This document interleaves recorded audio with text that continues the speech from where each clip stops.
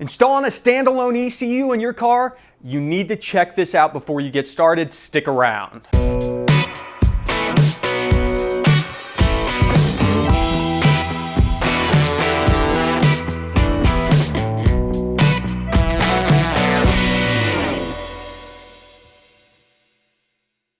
What is going on, everybody? Welcome back to the garage, and I just really wanted to take a quick minute to show you guys a video of a device that I found whenever I was looking for something else that made installing the Fuel Tech on the Typhoon the easiest standalone install I've ever done.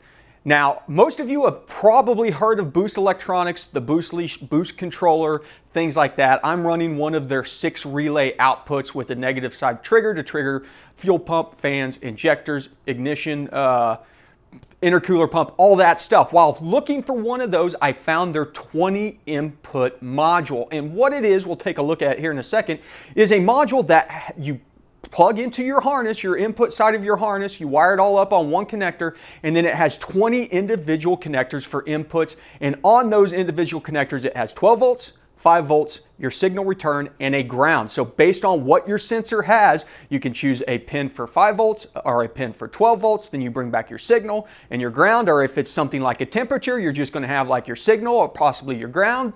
You know, it is very flexible and it makes it super easy. Now, it may not end up being the cleanest thing underneath the hood. So if you're going for that show car look, you may want to steer away from it. But if you are actively working on this vehicle, troubleshooting, racing it, things like that, it makes your life so easy because you can quickly unhook, isolate, and disconnect sensors. Let's take a look underneath the engine bay so you can see exactly what I'm talking about. Okay, here's where I chose to mount mine, and you can see that it's powered up right now. In fact, I'll turn off my shop light, and there's 2 red lights, LEDs on there. One shows you that 12 volts is active, and the other one shows you that 5 volts is active, so we know we have signal power. This long connector on the side is our input harness. I measured the unterminated harness that Fuel Tech sent me on the bench.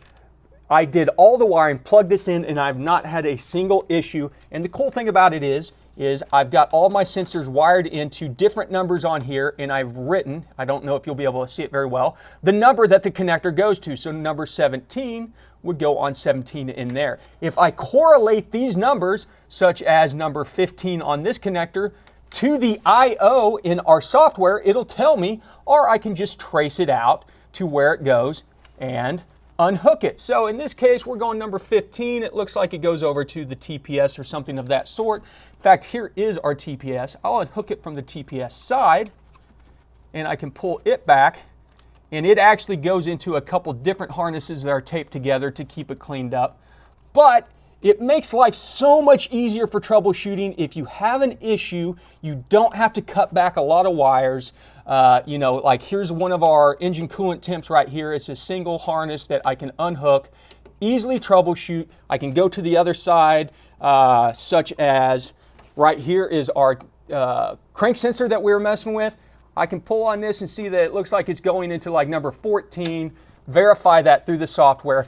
This device alone made wiring up the inputs the easiest thing that I've done on a standalone, and I can't say enough about how I will probably never install another standalone without it. If you want, you can see my 6 relay over here, and mine's all set up for negative triggers because most ECUs can do negative on all your outputs.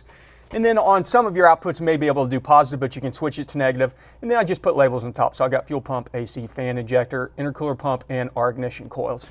And then our power comes in there. And then this harness goes to our output harness on our Fuel Tech. So there you have it, the latest and greatest device that I use for installing a standalone, and I will be using it for pretty much every standalone that I install going forward. So go check out Boost Electronics. They're not a sponsor or anything like that, but whenever I see a device that I love, that I know you guys will love and get use out of, I want to make sure and share it. And surprisingly, the I/O module or the input module, that thing they had on stock on the shelf, so I got it really quick. Now, whenever you order the relays, expect a couple weeks lead time because they hand build most of this stuff per order. So just plan ahead if you are buying stuff from Boost electronics, or Leash Electronics, I should say. So that's it. Just a real quick video to show you guys something new. If you have any other cool devices like that that you've used on your standalone installs, make sure and hit up the description down below and leave it in the comments. If you haven't subscribed, like, share, all that jazz, you know the drill. Thanks for stopping by the garage. Remember, ABT, always be tuning.